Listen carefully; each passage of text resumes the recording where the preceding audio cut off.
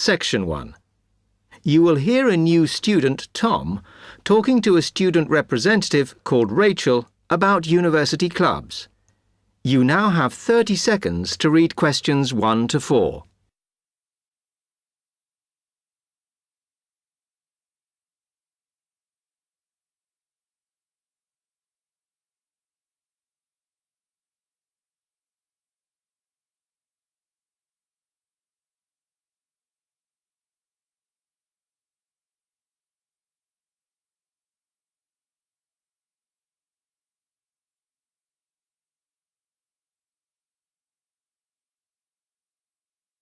Hi, welcome to Freshers Week.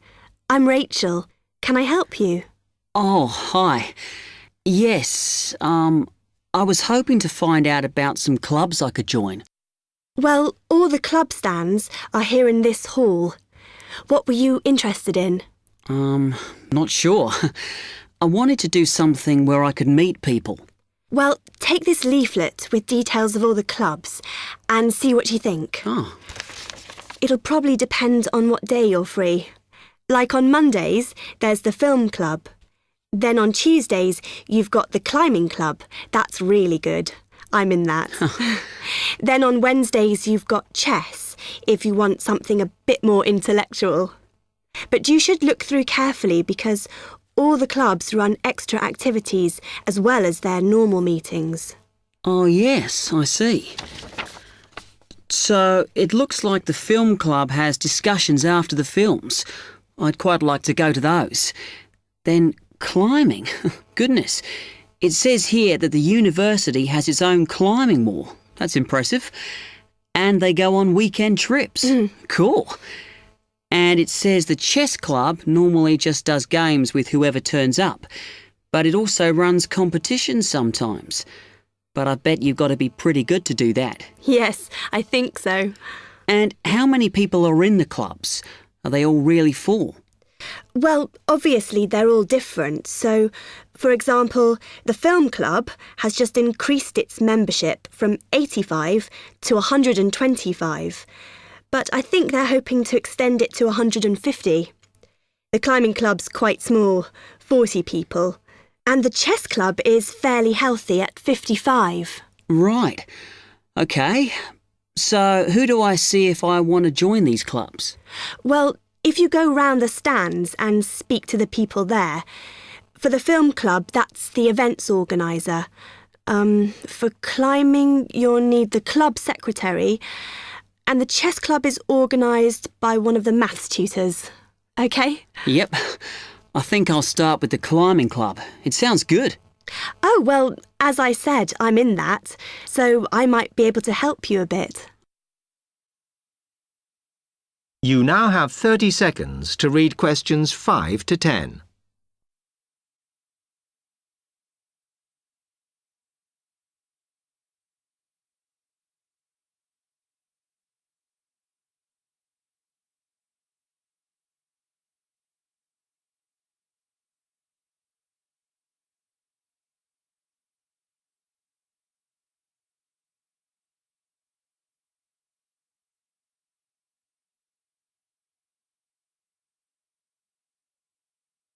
Okay. It says in the leaflet that they get together twice a month. Is that right? Yes. Oh, you must join. It's really good fun. We go away quite a bit to North Wales, and every year we have a special excursion, usually to France, which is where we're going this year in the spring. The weather's too unpredictable in the autumn. Wow, that sounds good. But it must cost a lot. Yeah, but we try and save up for it through subscriptions. So rather than having a huge sum to pay in the month we go, we collect those weekly, so it spreads it out. Good idea. I think I'll definitely join. There are quite good benefits you get from joining. I mean, you need that, don't you? And the university clubs normally try and do deals with local businesses, so it's really worth joining. Like in the climbing club, they've got a special arrangement with one of the shops in town. So if you show your card, you can get money off equipment. Don't think the discount extends to clothes, though. That's really worth it then. I'll go over and talk to them now. OK, hope you do join. Oh, and another thing I meant to say. If you do become a member, you automatically receive a magazine once a year. It's quite useful and interesting because it goes out to all the national climbing clubs. And the other thing is, if you come to every session, then you can get a complimentary ticket to the big exhibition that's held in Cardiff every year. So, hope to see you. Yeah, well, thanks a lot for your help.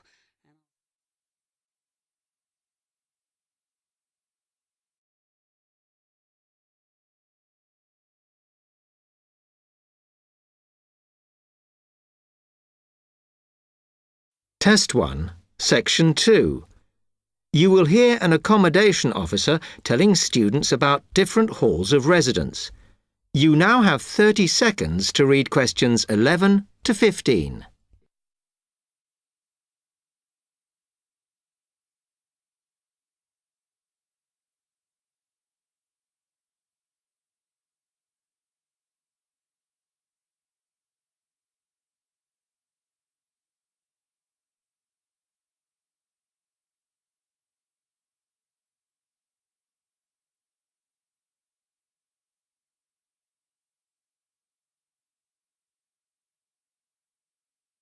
Good afternoon, and welcome to Stanton University. I'm here to tell you about the various halls of residence we have available, should you choose to come here. We aim to offer accommodation in halls to all first-year students, and you'll find there's a good variety to choose from. First of all, there's Brown Hall, which, as you'll see, is not the most modern of buildings, but it is very popular with some students. It's got a good sense of community, some nice refurbished kitchens, and unlike the other halls, it has recently had a gym built in its basement. Another option is Blake Residence, which is built like a large house, and so everybody cooks and eats together. It has its own sectioned-off bit of private garden and is even more peaceful because this is an all-girls residence. Although, of course, boys are allowed to visit the hall and, I understand, frequently take part in cooking dinner. The largest hall we have is Queen's Building, and this has been upgraded recently. The original parking area has been built on so that the hall now has a large common room, and each bedroom now has its own shower room, which many students regard as a real bonus. A further option is the Parkway Flats, which won an award for design in its day. And this building now has a preservation order on it. This has meant that only a limited amount could be done to upgrade it, and the surrounding area is important, so parking is not permitted around the flats. However, the flats do have many extra facilities, such as a special computer room, a small library, and a self-service restaurant. The cost of breakfast, lunch and dinner is covered in the fees for this hall, so it does look a bit more expensive. The last residence we can offer you is Temple Rise, which again is slightly more expensive than other halls as the rooms are larger. This has got very lovely views across to the coast, and this more than compensates for the fact that bathrooms here are shared between 6 students. However, the hall has domestic staff who clean the rooms once a week, so this is perhaps an attractive option for the messier amongst you. You now have 30 seconds to read questions 16 to 20.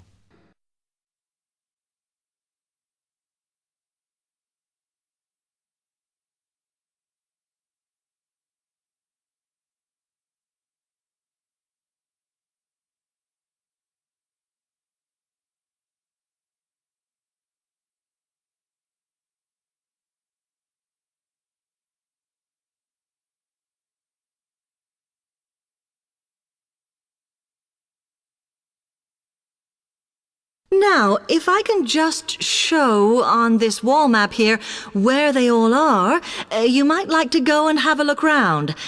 If you come into the main university entrance, at the first junction, you'll find that Brown Hall is on the corner opposite the theatre.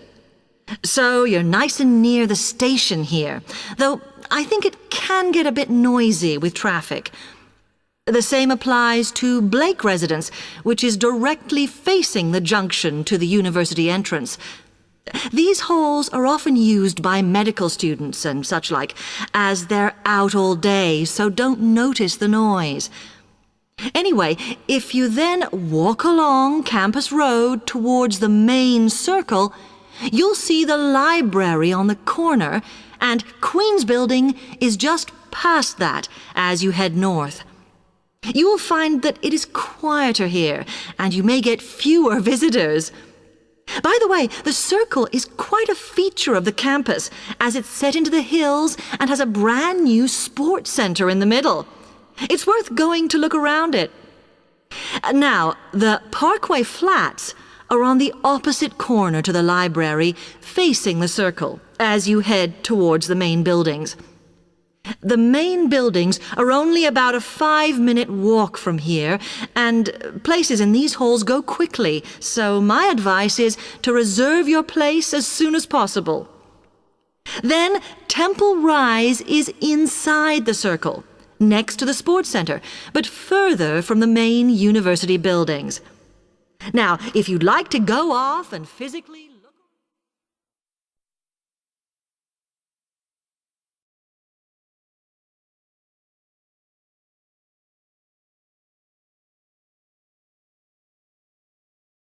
Test 1, Section 3. You will hear two students, Jenna and Marco, discussing a business studies project they have to do. You now have 15 seconds to read questions 21 to 24.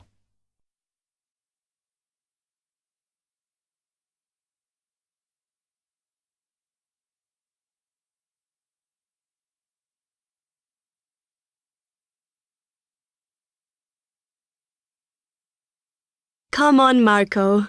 We've got to get on and sort out this project for Professor Buckley. Hang on.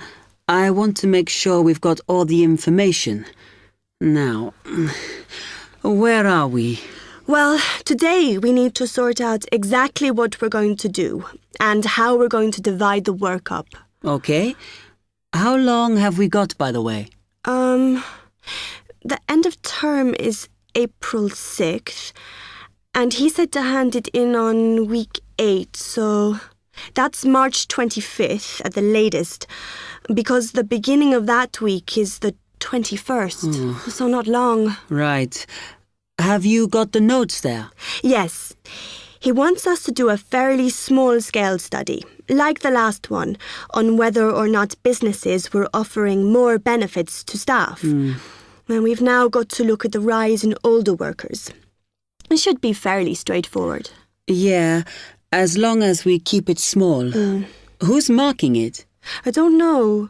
Sometimes he gets the PhD students to mark it for him. Oh, actually, it just says here, a senior lecturer. I suppose it's too much for Professor Barclay to do them all. Yeah. Anyway, how are we going to go about this? Well, we have to decide how big we want it to be and who... Yeah, but I think we must sort out a timetable for the project. Otherwise, nothing will get done. Okay. Do you want to do that? All right. I'll do it as soon as we finish here. You now have 15 seconds to read questions 25 to 27.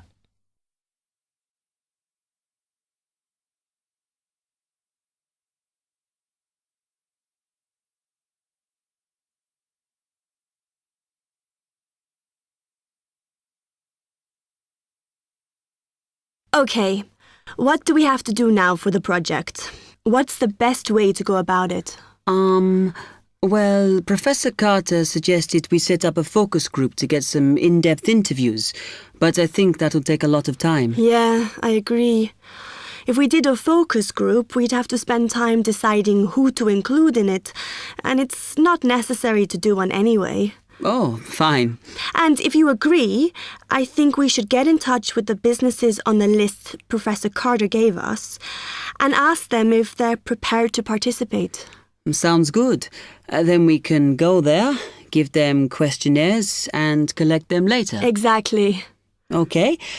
Then do we need to book one of those study rooms in the library so we can work together to input the data? Perhaps not, as I guess just one of us could just sort it out actually. Yes, that would be easier. A lot of what we're doing is qualitative, so it'll be writing up rather than statistics. No software for that, I'm afraid. And I think it would look better if we had actual shots of some of the staff, because we're citing appearance as a factor in employability, aren't we? Yeah, okay. I'll factor that all in when I sort everything out tonight. You now have 30 seconds to read questions 28 to 30.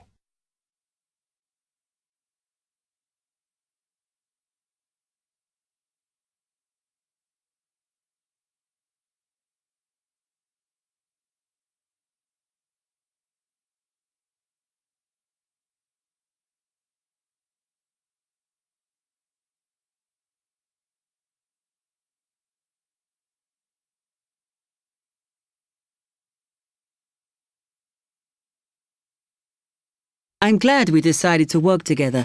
I think it's going to work out well. Yes, well, given that we had to work in pairs on this project, I think we were right to choose each other. We complement each other academically, as we're each good at what the other isn't. In fact, we should have tried working together before. Yes. Now, how shall we split the work? I'll do the analysis, shall I? Oh, okay. It's just that it might be faster, because I'm used to doing it. Although your English is better than mine. I need more practice at reading, really. Okay, I'll do the presentation then, if that's okay with you. Yeah, sure. I don't mind speaking in public, but I hate preparing all the notes for them. The thing is, the tutor said one person should do the whole presentation, and he said he expects me to do it because I haven't done one yet. No, that's fine. Now, let's see. Test 1, Section 4. You will hear a media studies tutor giving a lecture about news sources. You now have 30 seconds to read questions 31 to 35.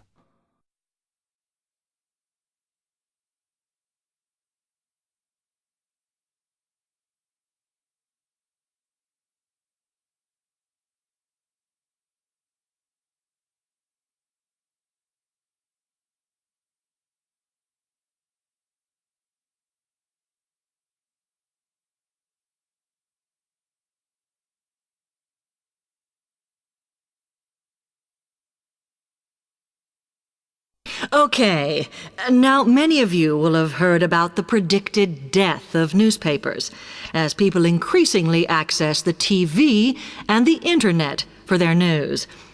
Today, I want to look at the USA, which has very advanced news sources, to see if this is actually true. In the USA, the main news sources without doubt are TV, the internet, and the press. That is, traditional newspapers. And although they are each surviving and growing, they are also changing. Obviously, TV news has been around for a while, and the early evening bulletins when people get in from work are very popular. I suppose we traditionally think of the morning newspaper arriving on our doorstep with the daily news. Interestingly, this is not borne out by the statistics, which show that readership in the U.S. is much higher when people have time to relax, when they're not working, especially on Sundays. The internet is also a popular weekend activity, but shows no variation with weekday access. So people are using the different sources in different ways. Interestingly, local radio has been hit less by the grip of quite strong local newspapers than by the internet, which is seen to offer a better regional service.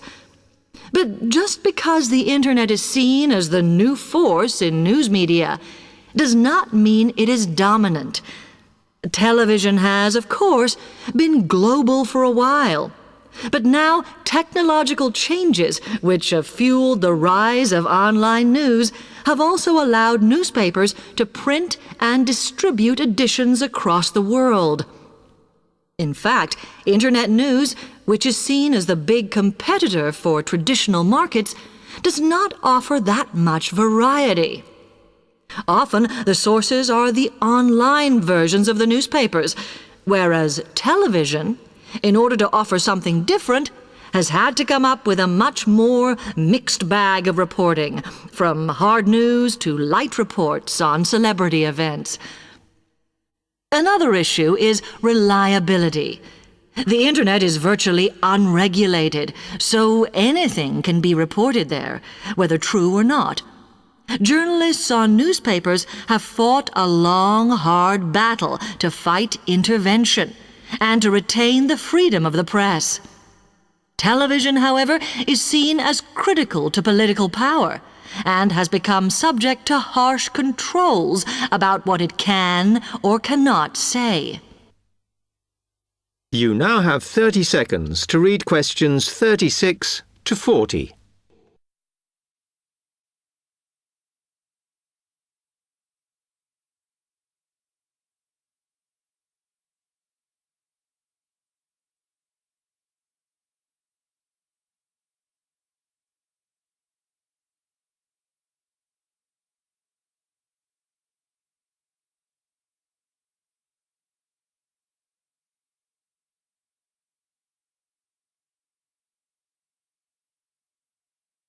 Now, one very critical factor in keeping newspapers alive and well in the USA has been their approach to advertising. Obviously, newspapers are heavily dependent on advertising revenue, and they have become more and more imaginative in what they offer, in order to make sure that advertisers use them and not other news sources. This has meant that, contrary to popular belief, newspapers now have a significantly higher profit margin than the rest of American industry. So, how have they managed to raise advertising revenue in this way? Well, they have put a lot of effort into developing and maintaining a very strong association with the retail trade. And they've come up with a winner. A critical tool in their sales plan has been suggesting that the adverts they run can have vouchers. This has been enormously effective because they have found that not only do more people buy the paper to get the discounts, but also that this inevitably means much higher sales for the clients who advertised. As well as doing this, the newspapers have also introduced aggressive sales campaigns over the last few years. This has resulted in a significant and continuing rise in the number of advertisers prepared to pay the extra for full-page ads. So, what I would like to move on to